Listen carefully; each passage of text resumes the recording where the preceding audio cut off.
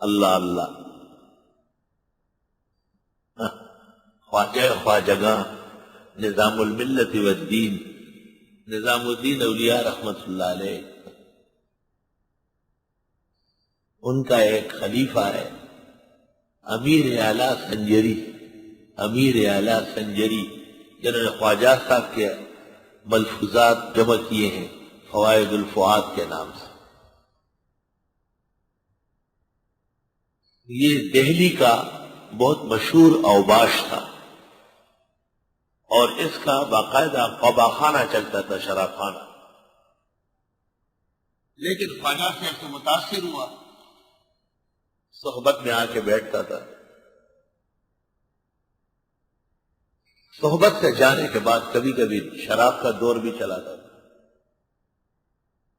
مجلس واسطہ تا دیر رہے گی قائم، یہ ہے میں خانہ ابھی پی کے چلے آتے ہیں۔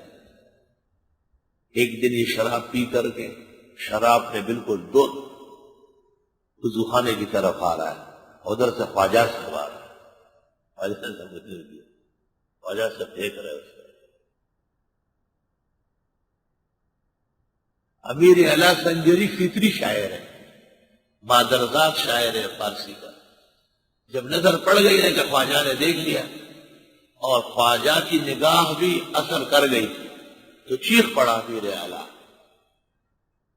سالہا باشد کے ماں ہم صحبتیں،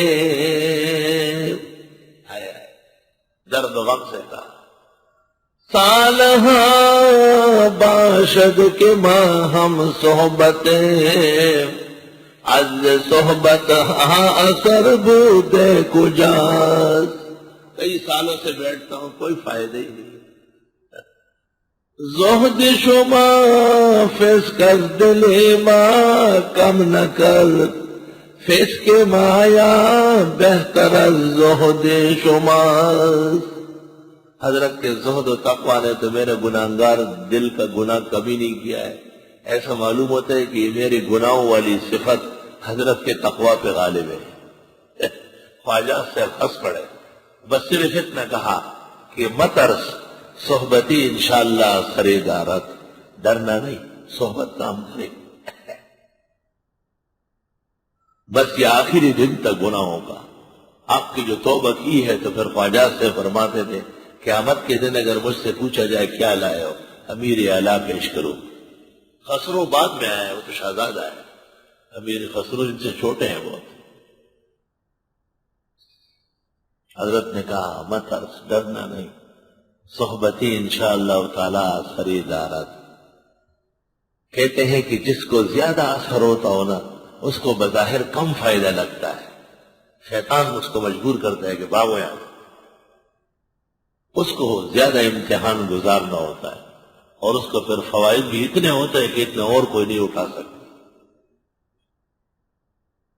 اِلَّا الَّذِينَ كَفَرُوا، بے شک وہ لوگ جنہوں نے کفر کیا، سواء علیہم، برابر ہے سو کے بارے میں، اَأَنذَرْتَهُمْ کہ آپ ڈرائے ان کو، ام لم تنذرهم یا نہ ڈرائے ان کو، لا یؤمنون ایمان نہیں لائیں گے۔ اس سے ایک مسئلہ اور معلوم ہوا کہ سمجھانے کے دو طریقے ہیں، ایک ترغیب اور دوسرا ترہیب۔ ترغیب مانا آپ کو ثواب ملے گا، آپ کو جنت ملے گی، آپ کو حوریں ملے گی، 55,000 ملے گی، جتنے بال بدن پر ہے ہر بال پر ملے گی، یہ سمجھانے کا ایک طریقہ ہے۔